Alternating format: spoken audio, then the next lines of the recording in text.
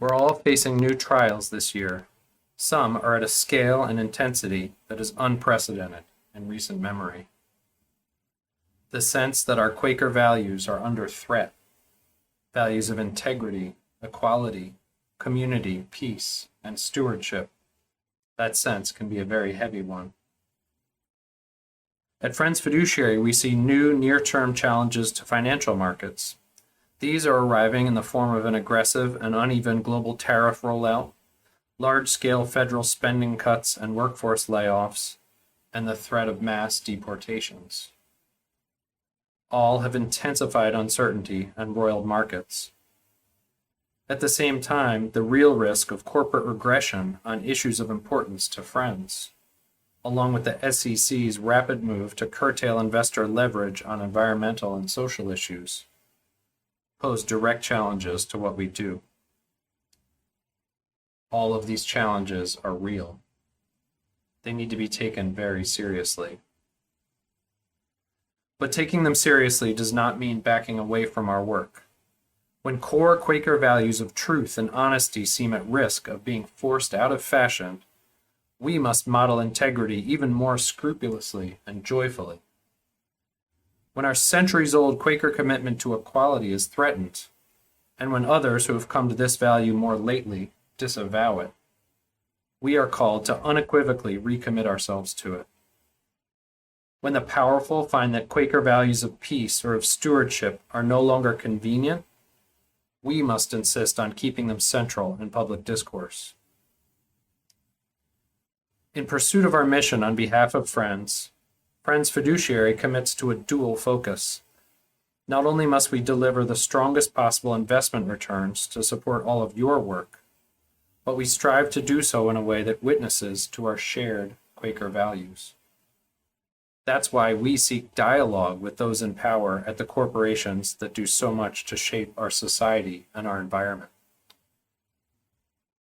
When dialogue is not possible, or when we must disavow a company's entire business model, as with fossil fuel companies, weapons companies, operators of for-profit prisons and gambling businesses, exclusion from investment may be our only option. But when we have an opportunity to leverage our role as investors to advocate for change, we must ask ourselves not only what we risk by remaining invested and in dialogue with the company, but what we risk by not being in dialogue. As with voting in our country's democracy, choosing not to participate in a flawed system can still have enormous consequences. For over 15 years, Friends Fiduciary has advanced shareholder advocacy campaigns that have become a model for values-based investors around the world. At any given time, we're pursuing as many as 50 different change campaigns with some of the largest companies in the world. Again and again, we've shown this approach produces results. Going into 2025, we had asked several companies to improve their transparency around workforce diversity and equity by disclosing their equal employment opportunity data. While this data is, for now, required in federal reporting, it's not required to be made public. But as investors, we need a baseline to evaluate what companies are doing to hire and retain the best talent to remain competitive. And this equal employment data provides a strong starting point. Despite recent backlash against diversity, equity, and inclusion initiatives, and the shameful preemptive retreat we've seen from some companies in response, multiple companies we worked with as a result of our dialogue actually committed to strengthen their workforce diversity disclosures in 2025 by publishing this equal employment data.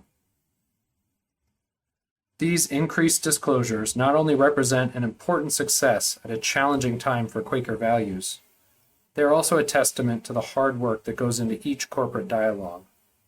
Many of these engagements will span years and scores of hours annually in regular strategy sessions with like-minded asset managers, developing communications, meeting with reluctant executives, petitioning other shareholders and asset managers for their support, overcoming regulatory hurdles, coordinating with activists, and responding to evolving social and geopolitical realities.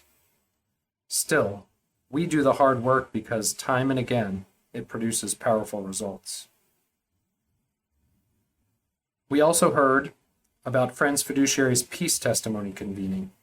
As a result of that process of threshing and discernment, Friends Fiduciary has strengthened the connection between our investment processes and our engagement of companies around weaponized technologies. This helps our investment committee seek greater clarity when needed, rather than being confronted with zero-sum investment decisions that risk contributing to harms by removing our voice as Quaker investors from a company's discourse around its evolving products and practices.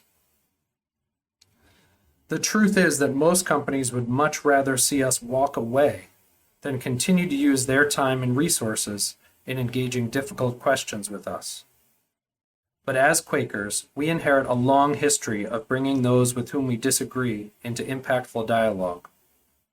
Shareholder advocacy allows us to champion Quaker values by capitalizing on our unique ownership role in a way others are not able to.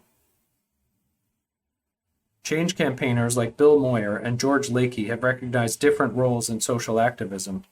Among these roles, the advocate role Friends Fiduciary plays can provide a critical connection to those in power, creating openings to advance Quaker values that might not be present otherwise. For me, the process of bringing friends together in our peace testimony convening, asking hard questions, threshing, and seeking the wisdom of the group to inform us on a way forward, was a fresh revelation of Friends' willingness to confront and wrestle with deep questions together. So I conclude with a call to action. Challenges to integrity, to community, equality, peace, and stewardship are not new.